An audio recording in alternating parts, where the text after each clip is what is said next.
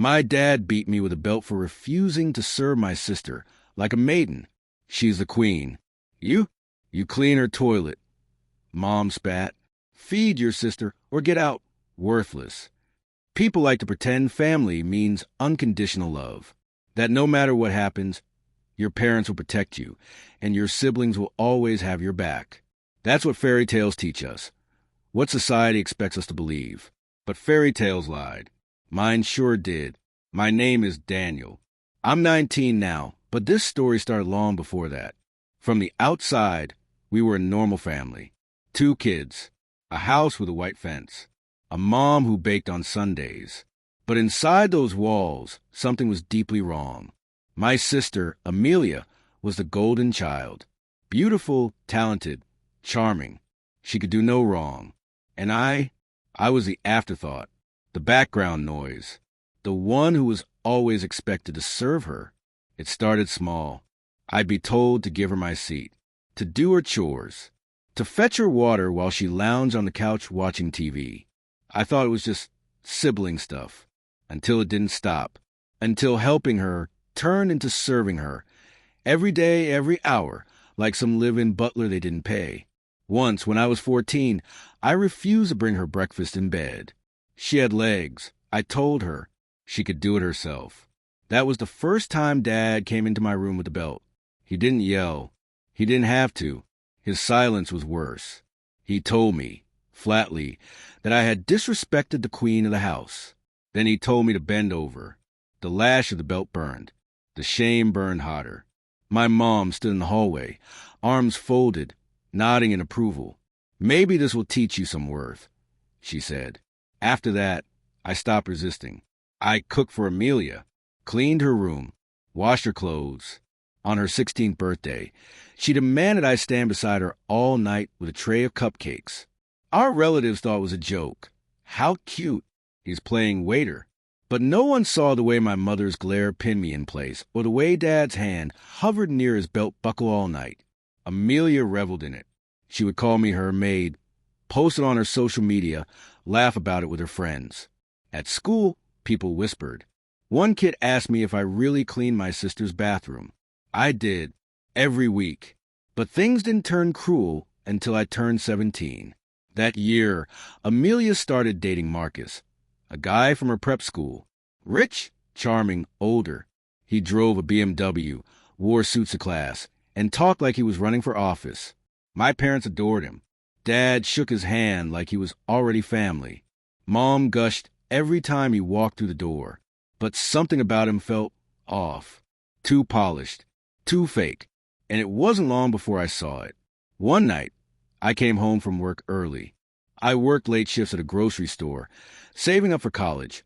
My only way out, I walked upstairs, passing Amelia's room, and the door was open just a crack. That's when I saw Marcus, standing too close to another girl. Not Amelia. It was her best friend, Natalie. Their backs were turned, but I saw enough. The way he touched her waist, the way she laughed and leaned into him. They didn't see me. I froze.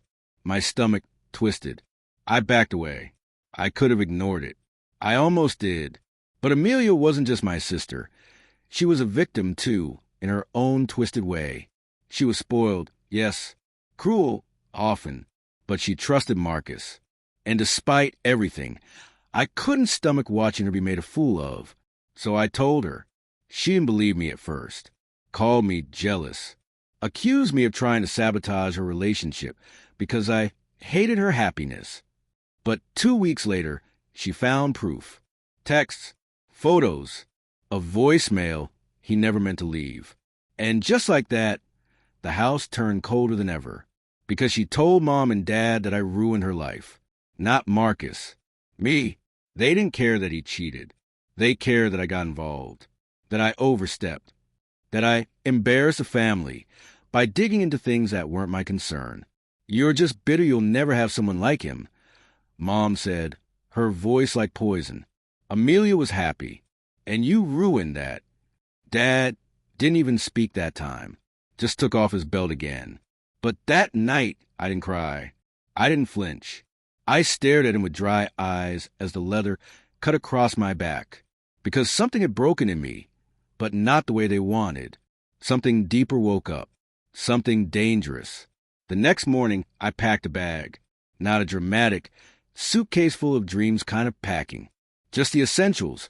My documents, the small amount of cash I'd saved, a hoodie, jeans, and a USB drive with everything I needed. I left a note. Not for them. For Amelia. He cheated. I told you. They blamed me. But one day, you'll realize I was the only one who ever told you the truth. Then I walked out. For months, I couch surfed, slept in my car, took more hours at work. I applied for scholarships, sold my video game console, cut every expense I could. I enrolled in community college under a work-study program. I was broke, tired, and free. Years passed. I graduated, transferred, built a life with people who saw me as a person, not a servant. And eventually, I stopped looking over my shoulder until one day, I got a message request on Instagram. Amelia, it was short. I'm sorry. You were right. About everything. I didn't respond. Not right away. But I clicked on her profile. Gone was the makeup, the filters, the perfect boyfriend. Her page was quiet. Empty. I don't know what happened. Maybe Marcus hurt her more than I imagined. Maybe she finally saw our parents for what they were. Maybe life outside the Queen's throne wasn't as kind to her as she thought it would be. But I do know this. Sometimes, surviving your own family is the greatest betrayal story there is. And sometimes, walking away isn't weakness. It's the only real form of power left.